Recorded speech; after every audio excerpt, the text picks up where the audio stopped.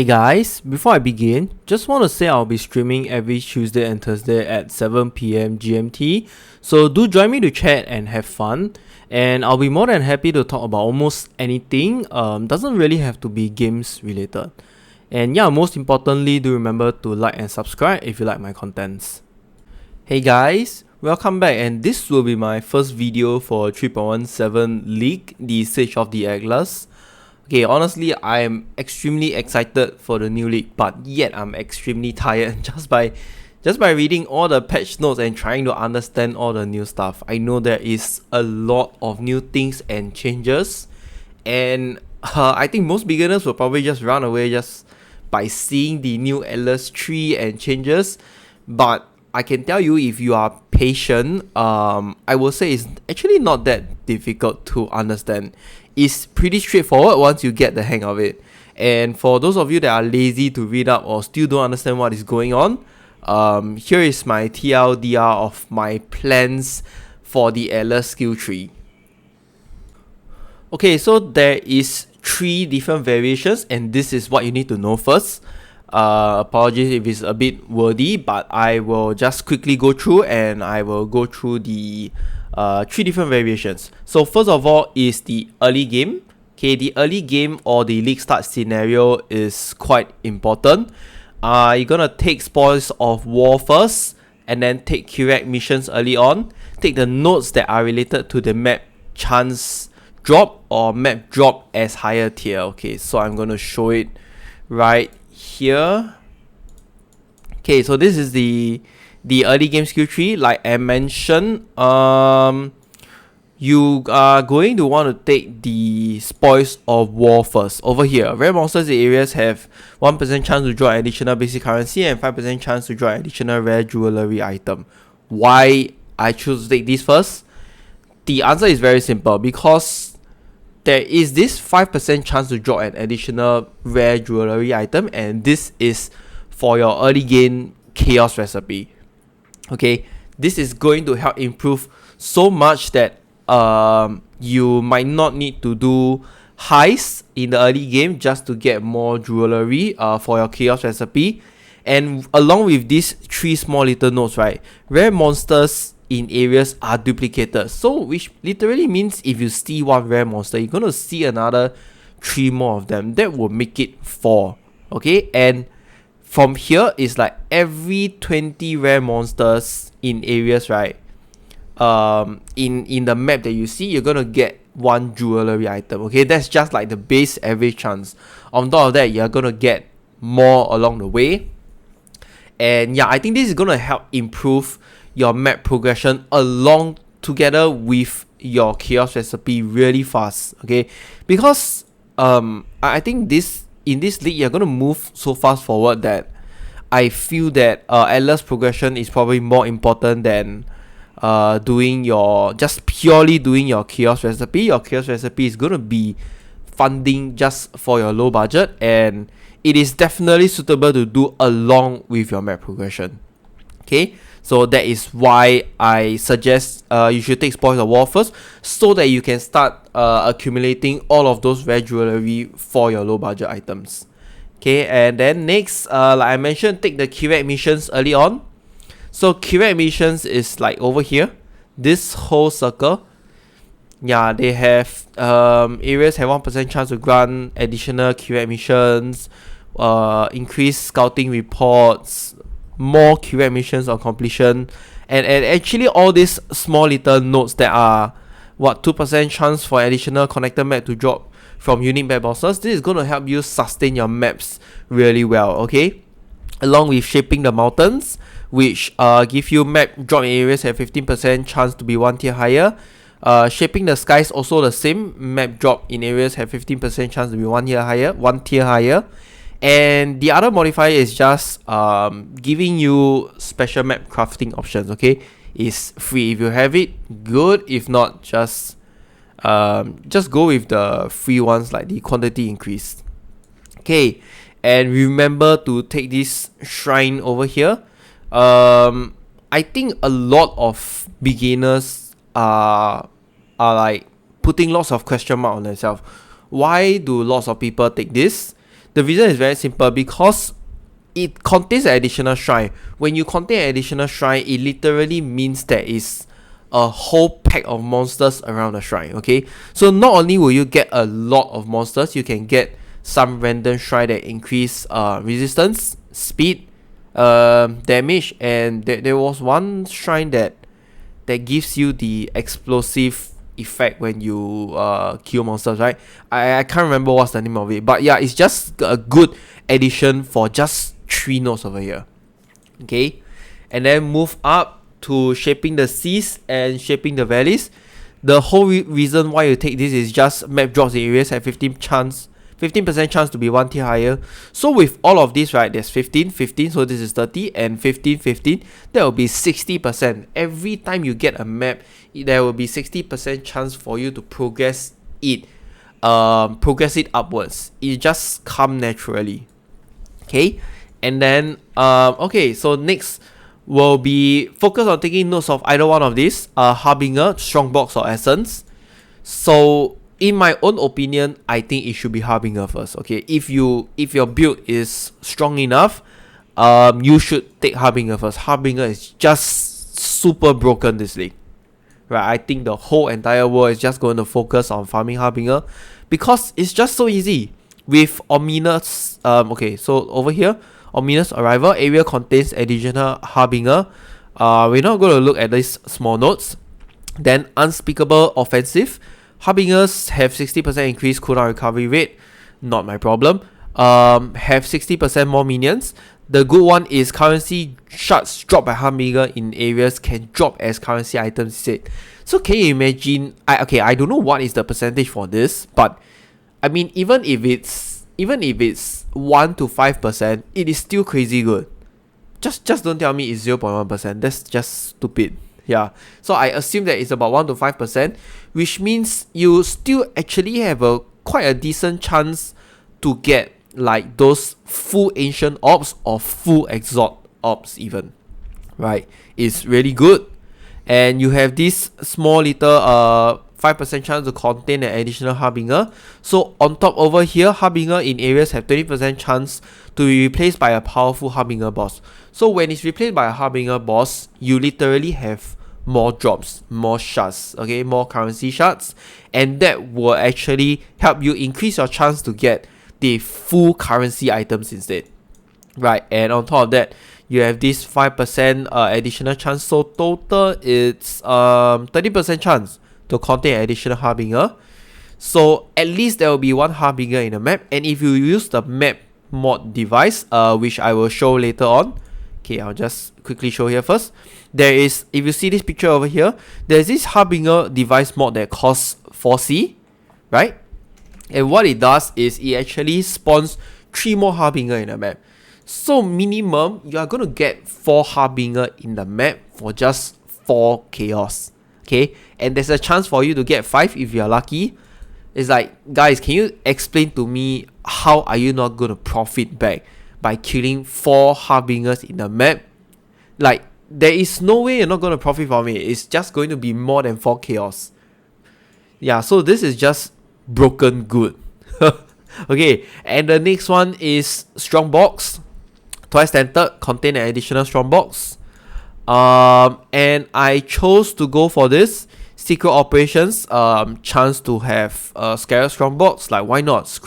Like, Scarabs are always so popular, right? It's like a never-ending supply of things that's in the market everybody wants. Okay, and Temper Booth. Strongbox in areas are corrupted, at least rare, for your 6 links. And the last one I took, I did not took here, okay? So I did not took this over here, where Strongbox have duplicated currency and chance for it to be Arcane Strongbox, because I just feel it's not needed. And yes, if you have enough points, please be my guest, just take this, okay? You can either take this or take the maps, but I just prefer raw currencies. You can always take the map, just do not take duplicated divination cards, okay? Do not take Vault of Mysteries, because there is just too many different different variations of the divination cards. The odds of you getting it is really, really low. Okay, the odds of you getting a good one is really low, and I don't recommend you take it. So okay, this is for the strong box, and the last one will be essence. Prolific essence, just contain additional essence. The next one will be here.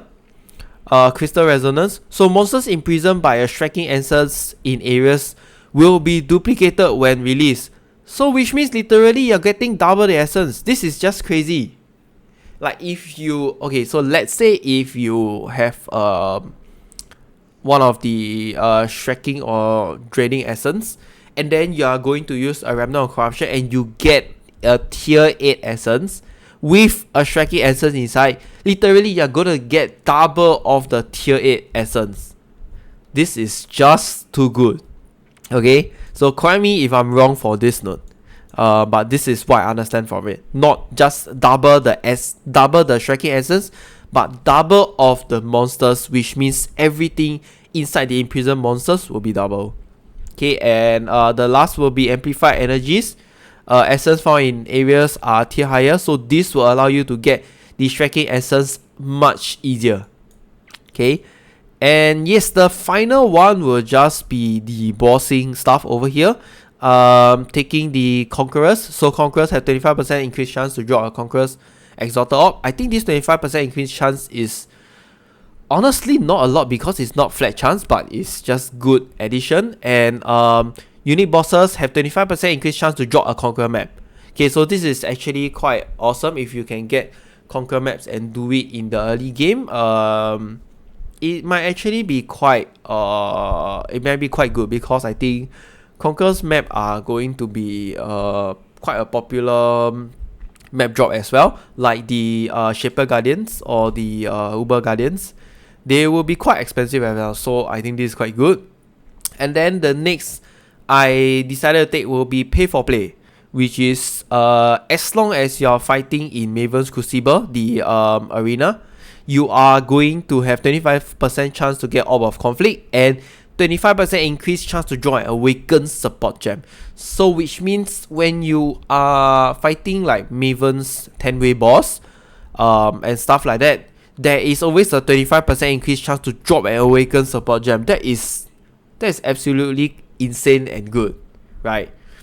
But the thing is, we all still do not know what is the base chance for Awakened Support Gem to drop. So this is still quite a question mark to me. I might not take it, I might take it, I do not know. Okay, so this skill tree is based on the early game, so that is why I left 30 points here, because you won't be completing every single map in this game, and this is like the baseline or the skeleton of how the early game skill tree will be like for me. Like I mentioned, if you have more skill points, you can take more stuff like this Arcanist Strongbox with the backup catch.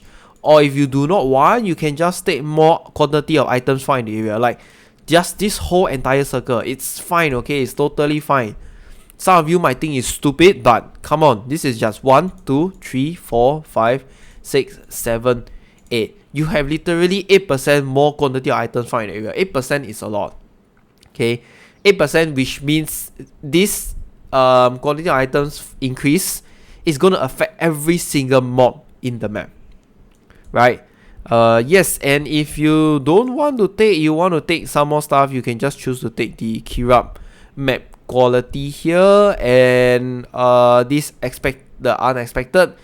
Honestly, in my own opinion, I don't think it's very good, but it is still okay to take, because this is 5% flat base chance to get a report. It's not 5% increased chance, so it's still quite good. Yeah, it's still quite decent. Okay, and yes, that's it for the beginner or league starter map. As in Alice Q3, sorry. Yep, and next will be the bossing Alice Q3. Okay, so for the bossing Alice Q3, you're gonna focus on taking Searing Exarch and Eater of World Nodes first. Okay, that being said, they are literally on the top left of the skill tree and top right of the skill tree. So along the way there are still stuff. Yes, please take them.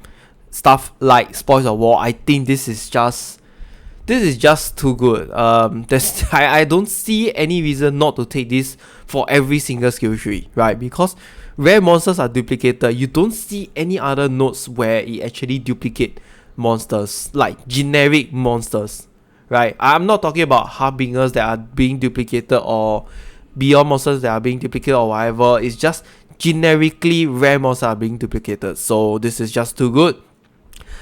Free shrine, why not?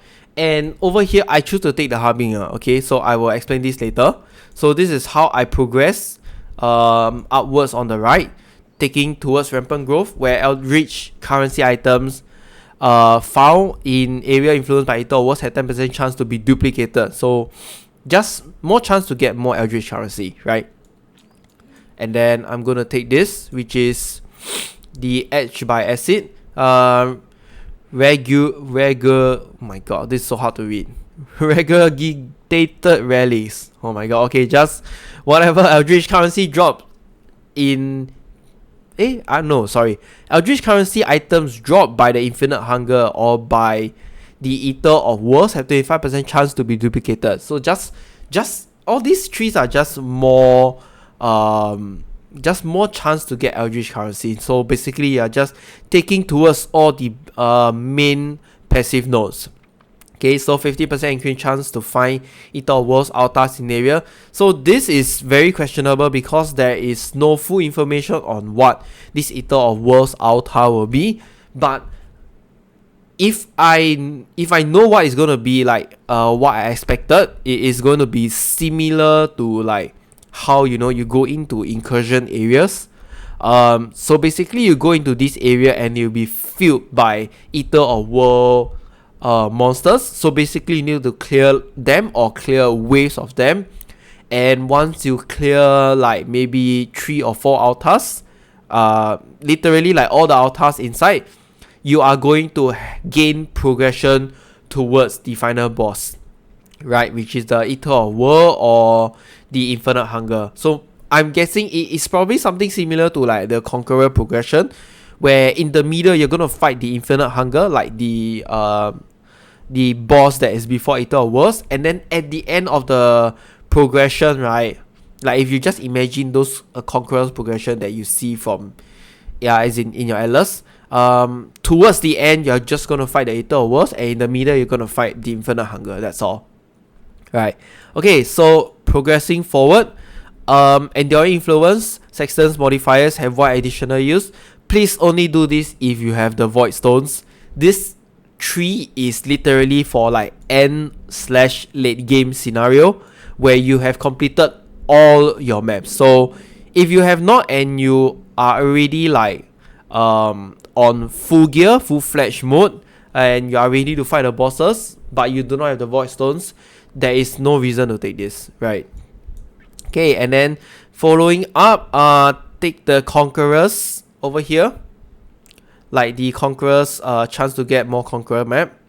Okay, but before you take this, like I mentioned, just focus on taking these 2 first. So Eater of Worlds going all the way up, and then over here is just the Searing Exarch. It's basically I wouldn't say it's the same, but it's similar. It's just more chance to get all the eldritch currencies, right? So this is slightly different for Eater of World, but yeah, it's just what we are looking for here is just all the small little chances for all the eldritch currencies to be duplicated. And below here, see, another 10% chance for the eldritch currencies to be duplicated, right? So this is the first thing you should take. Go all the way up to all this. Okay, and then next we're gonna take, like I mentioned, take Spoils of War because rare monsters duplication is just too good. The next thing I want to mention is I decided to take Harbinger because when you do all these maps, they are literally still just maps. So which means you can run like your device mods, and I don't really want to waste the device mods. Plus, we all know like now how good Harbinger is. Like just these 3 nodes over here, you're gonna get minimum 4 Harbingers in a map. So this is just raw additional flat currency you can get on top of the Eldritch nodes. I just think this is too good to let go. So I decided to take the Harbinger nodes. But if you do not want to take them, you can always just forgo all of them, which means you see over here, you can just ignore this, take one of this, and yes, here you go. You can just remove all of them and take whatever other things you want. Okay, you can even take like the whole full increased quantity circle inside as well if you want. I don't know how you're gonna take it, but I guess the best way is maybe you can take this and then go by inside like that. Oh, I'm missing one. Okay, but yeah, I mean, this is just one possibility. Okay, or otherwise, if you want more, you can always take all the Elva missions. Elva here. Okay, you can choose to ignore this. Okay, maybe not all of them, and then take the Elva nodes, because I think the Elva nodes is somehow going to affect the map influence by the Ether Worlds or the Searing Exarch as well. Okay, so I'm not sure about this, but if it does affect, which means Elva is going to be extremely strong. It's going to work the same like Delirium. Okay, there is no concrete information on that yet, but yes, it will be good if Elva is going to get affected, because you can see Elva nodes are actually very easily connected to all of this. Look, the Elva nodes are also here, so you can just take this, right? No, this is not Elva. Sorry, my bad. Ignore what I just said. Yeah, so you can take this. More quantity. Okay, let me just search incursion. There's another one. Okay, so the other one is just all the way here. Not worth to take. Just don't bother. You can take all these pack size or whatever, but oh, you can take this also. Yes, you can take this also. So this is for the Elva. What? Not enough points. Oh, okay. Where else can I reduce? I think maybe I can reduce this just to take resource allocation. That's provided if it affects the influence map or for the Ether Worlds or Searing Exarch. Okay, if not, just ignore.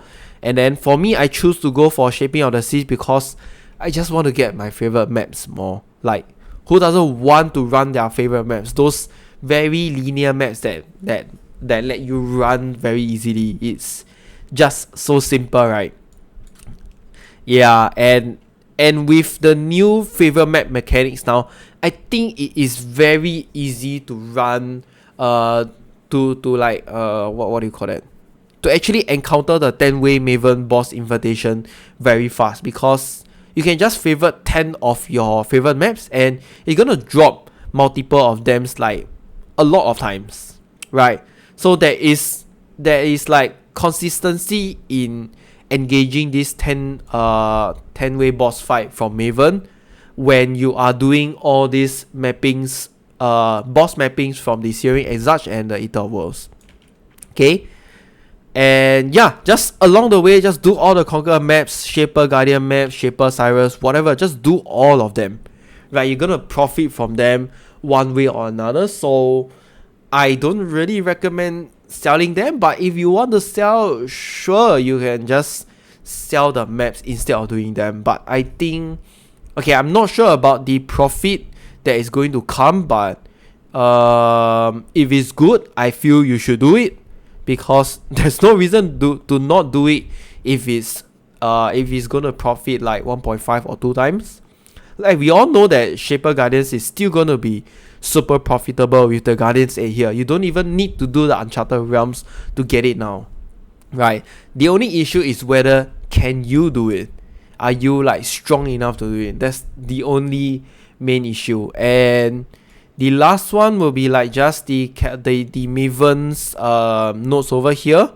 The most toy for 10% chance to witness an additional random map boss. Okay, honestly, I feel this is quite shit, but it's just one more node connected to it, so I just took it.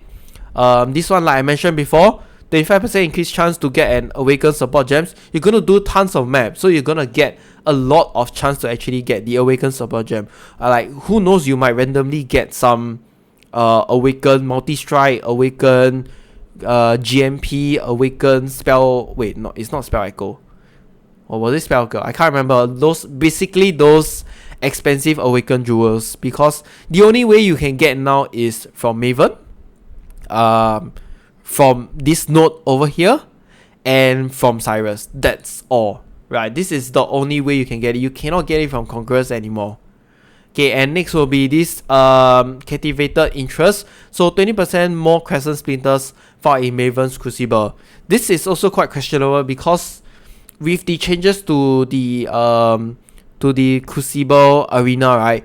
We now no longer have the boss's Crucible. So stuff like the Shaper Guardians, we no longer have, what is the invitation call, like the 4 bosses in the arena. Okay, those 4 bosses, like for the Breach Lords, the Shaper Guardians, the Uber Guardians, the Maven invitations for them, we no longer have them ready. So I'm not sure if the Crescent Splinters is going to increase for all these 10-way boss fights. Okay, because if it doesn't and it's still going to drop like 2 Crescent Splinters, I think this node is quite trash. 20% is not going to do much for... It's not even going to do anything if you're going to drop like 2 to 3 Crescent Splinters. Okay, so do take note for this. And then the last one that you should always take is just Subtle Manipulations. 10% chance to not consume Scarabs. I know it's low, but if you have 4 Scarabs inside, let's say example, okay, you are going to have about maybe... I don't know, maybe 20 to 30% chance in reality that it's not going to consume one of the Scarabs. So just good time usage over here. You don't have to buy so much, or if you're just going to buy in bulk, then good. And unique bosses have 4% chance to drop an additional Scarab, right? Other than that, it's just very simple. Like if you were to follow my skill tree earlier, I literally took those Harbingers. Okay, let me just revert back a fast one. I took the Harbinger, right? This and this, because it's just too good. Oh, I need to remove this and add this. Yeah, over here. It's just like this because it's just too good. I really don't see a reason why we should not take it. Harbingers are just too good to farm over this lane. Right, okay, so that's it for the bossing LSQ tree. Okay, so for the bossing LSQ tree, there is something that I actually missed out, sorry. Before I go to the next one, there is actually this very questionable notes over here where we don't have a really good detailed information on this, which is Enrich Entities. So unique boss drop an additional basic currency item, but what we are looking for here is literally unique bosses have 20% chance to be duplicated if possible.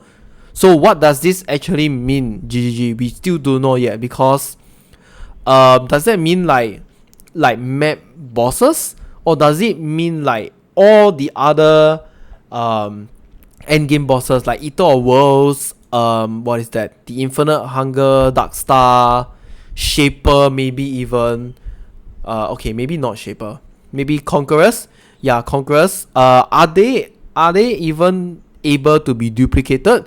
Because it states there if possible, so we do not know what is this. But once there is news on this, like there is information on this, if you need to take it, you can always just remove this this Captivated Interest. Okay, so remove 4 of this and then take it over here. Okay, or the other way is if this is actually useless, like because we do not know how it actually works, right?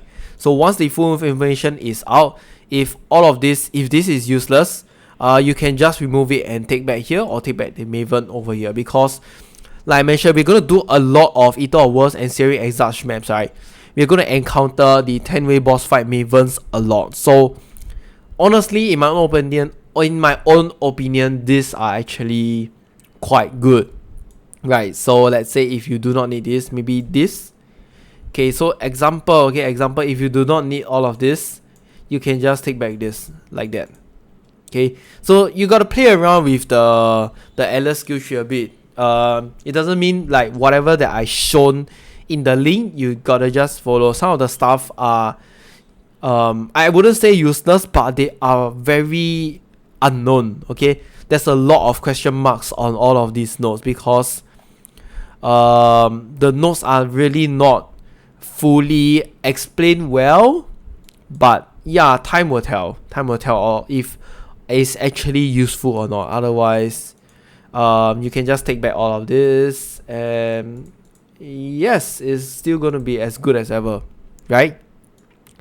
So yeah, this is just one thing that I'll add on to the bossing skill tree. Okay, and the last variation will be focusing on mapping, like target farmings throughout your whole entire map. With the new changes like this LSQ tree, you can combine lots of different target farming together in not one map but all of your maps. So which means you don't have to go by region now. You can just choose whatever that is your favorite, as long as it's reachable within your skill tree, and just farm along with it. So this is my thoughts on how I am going to plan to farm when I have a mapping character. You can always change it, so you don't have to follow mine, but I think just this is just good and juicy enough and very generic. So yes, like I mentioned, this is just very simple and straightforward. So just go all alchemy and go with some scarabs. Okay, you don't really have to do lots of juicing in your maps or whatever. It's just alchemy, scarab. Make sure the mods are applicable to you, which means you must be able to do stuff like reflect or no regen, no leech. Otherwise, you need to reroll your maps. Okay, and then just go. And yes, you'll be spending a lot of time on the map. This is not like your usual bossing for the Searing, Exarch, and Eater of World map, but they are going to take lots of time because they are going to be very, very juicy with lots of pack of mobs, right? This is going to fill with a lot of mobs. Okay, so there are actually 5 things that I focus on this. So Strongbox, Harbinger, Blight, Retro, and Beyond. Okay, so it literally means in your map device, once you have completed the 4-way legion, right? Yeah, once you completed the 4-way legion, you should be unlocking your 5th socket on your map device. So that's why you can put 5 of this, which is your Ambush Scarab, Harbinger Scarab, Blight Scarab, Blood-Filled Vessel if you have, and 1 map. Okay, I'll explain this Blood-Filled Vessel later. Okay, and then the map is going to be really hard. Okay, I have to warn and like take caution for all of you out there first that are going to follow this variation. It is going to be very, very hard because I would say because mainly of Beyond. Not many builds can handle Beyond. Beyond is very painful. You need to be quite tanky. If you are going to use a paper build, like a build that is very you're going to die a lot, make sure that your damage is very high in a sense that you can clear like those Beyond bosses very fast. Okay, and yes, please make sure you have immunity to corrupted blood, otherwise you're gonna die like endlessly. Okay, so over to the skill tree. This is how it looks like. It is very different from the bossing LS skill tree. So there is some weird parts over here that some of you might ask me, like, why do you not connect this if you're gonna take this? Okay, the reason is very simple. These 3 nodes grant Ainha mission on completion. Why do I need them? I don't need them. So I rather take this 2% chance for an additional connector map to drop from unique bosses, right? Rather than I take this. Okay, and the connected nodes here are the Blight. So you have your Distilled Fungus, 10% chance to contain an oil extractor. This is a very good addition to the mechanic. Literally it says here, the oil extractor destroys an anointed item to recover one of the oils that was used to apply that anointment. So which means if you see a trash amulet that has this anointment, and this anointment contain maybe a golden oil, like there's no node, it's a no brain situation. Just throw it into the oil extractor and pray for the best. If you get a golden oil, then hooray, you get a golden oil for free. Like, a golden oil is very expensive, we all know that, right? Stuff that you need, a lot of the good stuff that you want to annoy requires a golden oil. Okay, and then next is just immune response. Spawn 100% more non-unique monsters and spawn 150% faster. And along the way here we can get sacred lands. So areas have 4% chance to contain ritual altars. So 4% increase tribute. The reason why we take this, right, is because I just want to L and go. I don't want to be spending my time buying lots of the blood-filled vessels because it is annoying from what I've experienced previously. Like, there is really not a lot of what do you call that? There's not a lot of decent sellers out there that actually sell these in bulks, and you don't really have a lot of sellers that sell this in bulks. So I want the chance to get the ritual altars. I'll explain later. There is one node up there. Okay, maybe I'll just show now. There's this node over here. It's called Sacrificial Duel. By completing the final ritual altar, right, you have 10% chance to drop a blood-filled vessels. So this will increase your chance to sustain your ritual altars, ritual mechanic along the way when you do the maps. Okay, so I will say ritual is the only mechanic that you might have let's say maybe 30 to 70 chance. 30-70 chance to encounter, which means maybe every out of 10 maps you're gonna encounter ritual in 3 of them, right? Maybe that's just the average expectations that I'm having. Okay, and then twice tempted for the strong box, same spoils of war and the additional shrine. No reason not to take it. Same, you're gonna take ominous arrival for the harbinger. Go up, take the next harbinger nodes as well, and then take the strong box nodes, which is your secret operations and temper proof. And then over here you're going to branch out 2 ways. So one is you're gonna take first wave, which is the harbinger node, and then you're gonna take backup catch so that you have lots of chance to get the Arcane strong box, which contains currencies, and then you have chance to get duplicated currency items. So really good over here. Next I'm gonna take Blight spawn. Okay, so oils found in areas have 25% chance to be 1 tier higher.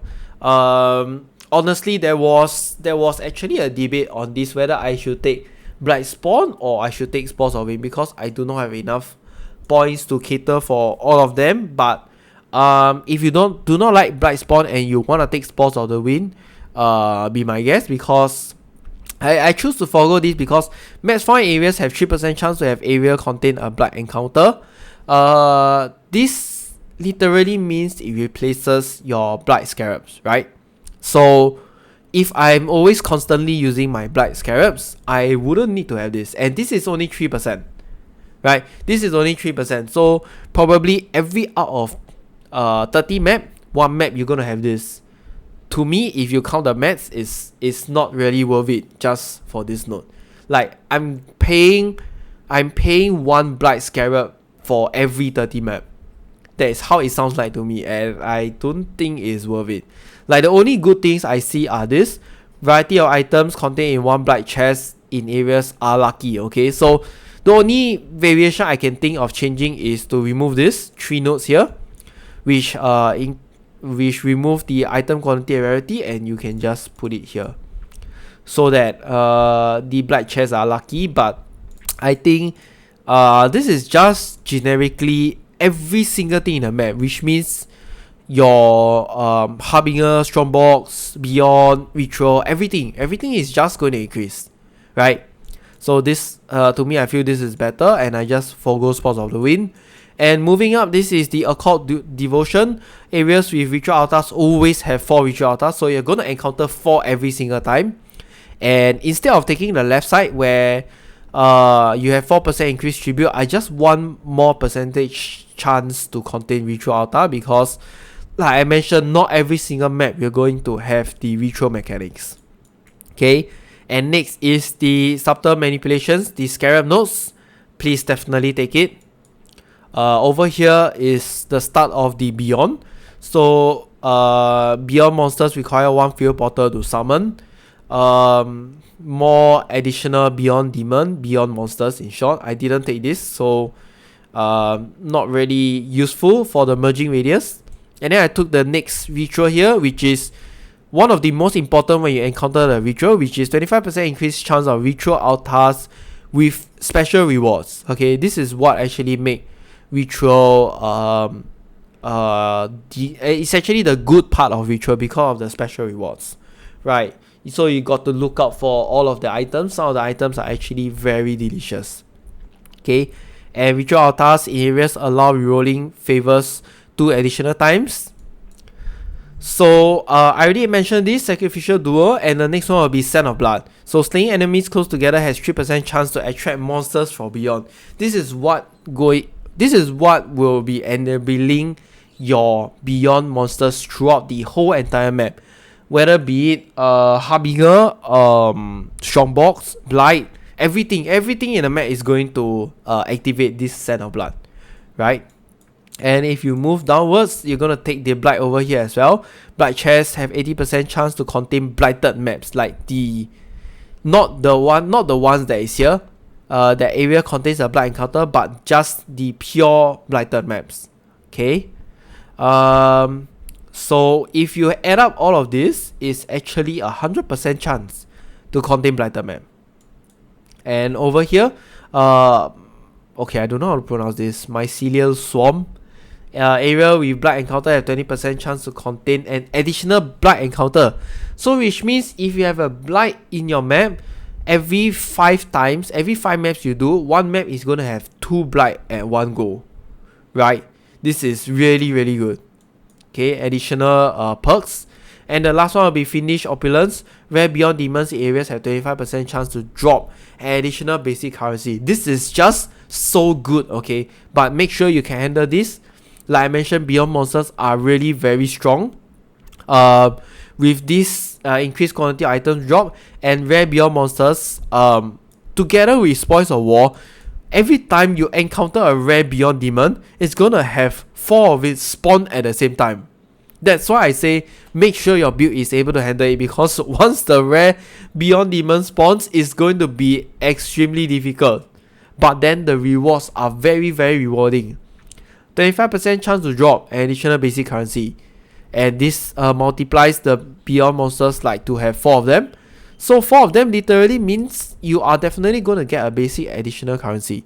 So yes, I know the additional basic currency item pool is very large. You are going to get a lot of trash most of the time, but there are still good drops, okay? You are going to encounter good stuff like Orb of Annulment, Chaos Orb. You might even get lucky and get Exalt Orb. We're not going to talk about Mirror, okay? Because Mirror is just too rare, like, to even exist in the game. So yes, this is how the mapping LS skill tree looks like. Okay, so the last portion I want to cover is the map device mods. These are the whole entire list of map device mods, and I just want to explain what is good and what is bad. Okay, so basically what is good is all this Abyss.